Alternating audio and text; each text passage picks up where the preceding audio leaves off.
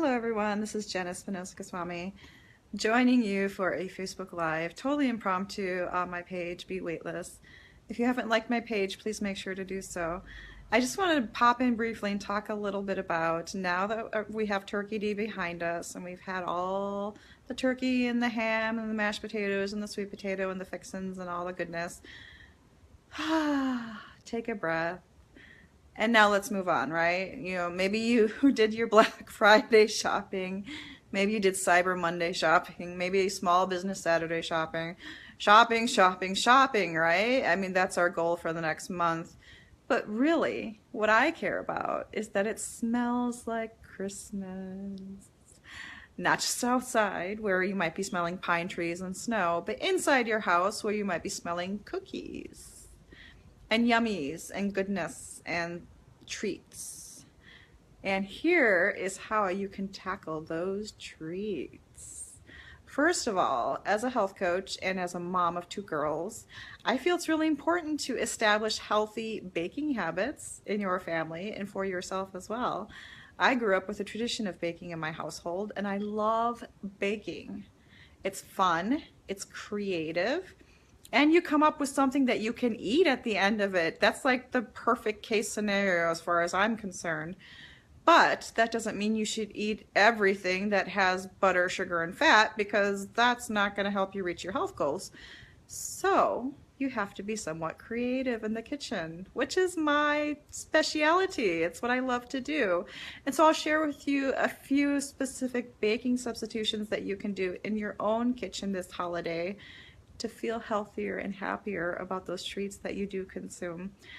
A couple of things off the bat, I don't recommend using things like beans and avocados and God knows what inside of your baked goods, because at the end of the day, it needs to look and taste and kind of feel like a cookie. I don't want it to feel like some sort of science lab creation. And believe me, I love a science lab. I had a science lab when I was a young kid. We mixed some dangerous chemicals in that lab, but I don't want your baked goods to end up like something that could contaminate you and be toxic to you, or it tastes so gross that you don't even recognize it as food. So here are some of my baking substitutes, and if you'd like to see my full article, I will pop that in the comments section here, where you can have, oh my God, the ultimate guide for healthy baking substitutes. It took me forever to write that post, but I love it and it's amazing. And it's what I'm going to share with the folks who are coming to my house tomorrow for the healthy holiday baking party that I'm hosting at my house. If you want in on that, just let me know, because I do have one spot available for you. Okay, let's get to those healthy baking substitutes. First of all, butter. Yes, butter is what makes your baked good crummy and delicious and have that perfect crust on top. It's what makes your pies a little bit crisp. Butter tastes amazing, and many holiday recipes incorporate shortening or lard or whatever you want to call it. Unfortunately, those are things that have trans fats and other things that we do not want to be putting into our bodies. So what you can do is replace butter and lard with coconut oil or even olive oil. It works very well, and it still allows you to enjoy yourself without feeling guilty about it. And I will share other recipes for you within my post, so go ahead and do that. Take a look at that post and you can see more about that. Now, another thing that people like to do is say, well, I'm going sugar-free and I got to worry about this, that, and the other. I got to worry about not eating sugar because sugar is bad for me, or sugar is the devil. Sugar is not the devil. But here's the interesting thing about sugar. The more you eat of it, the more you want of it, right? So sugar does have some addictive qualities, and especially when it comes to holiday treats, they want more, more, more, more. 2 cups of sugar, 3 cups of sugar, sugar dipped in sugar. That's just kind of the name of the game. Now, there are ways to enjoy your baked goods without adding so much additional sugar. And yes, I have found techniques that still allow you to add real sugar, but do not taste overly sweet and do not make you feel like you need 2 cups of water just to wash it away from your mouth.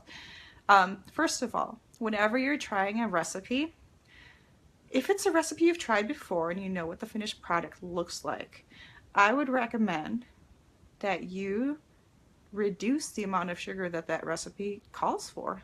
So for example, if you have a recipe that calls for 2 cups of sugar and you like the finished product, but you still want to cut back, then reduce it to 1.5 cups of sugar.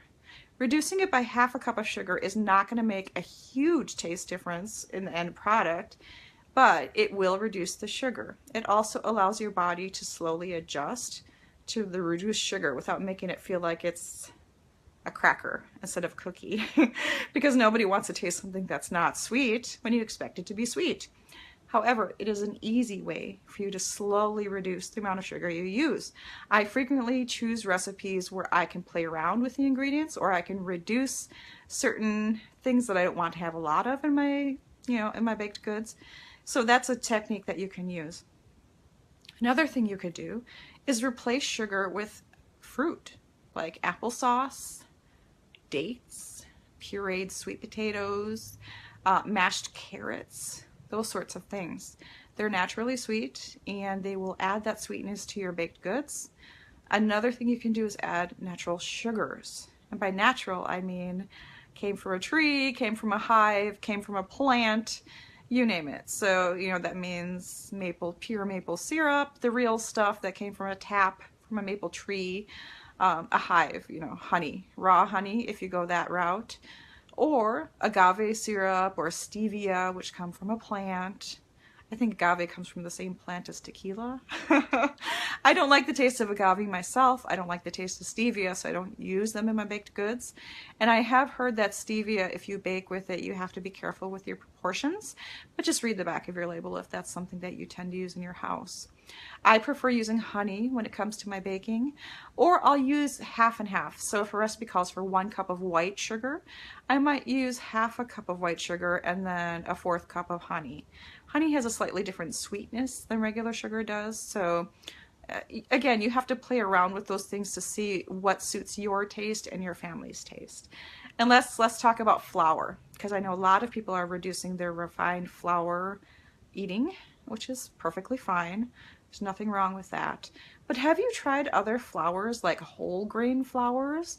There's whole wheat. They even have a white whole wheat that doesn't change the look of your finished product. There are oat bran, rye, spelt, a bunch of ancient grain type flours. There are nut flours. And nut flours are not just almond flour. We now have hazelnut flour and walnut flour and coconut flour, all sorts of different flours. So if you're trying to reduce the amount of refined white flour you eat, there are plenty of options for you. Trying to replace white flour is a little bit of a taste test experiment. I have had utter failures when I tried to replace flour.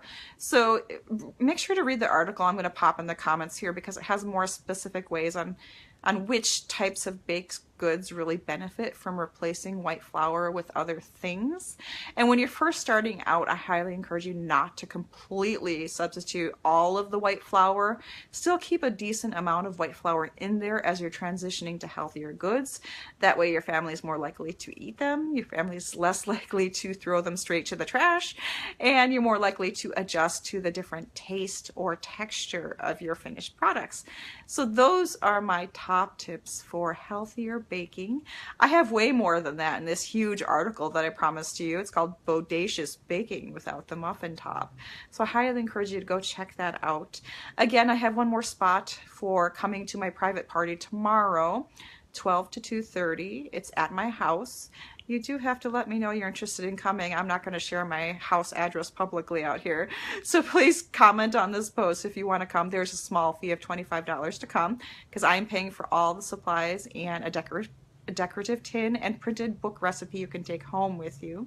So do let me know if you're interested in that spot. But otherwise, these are my top baking healthy substitutes for you.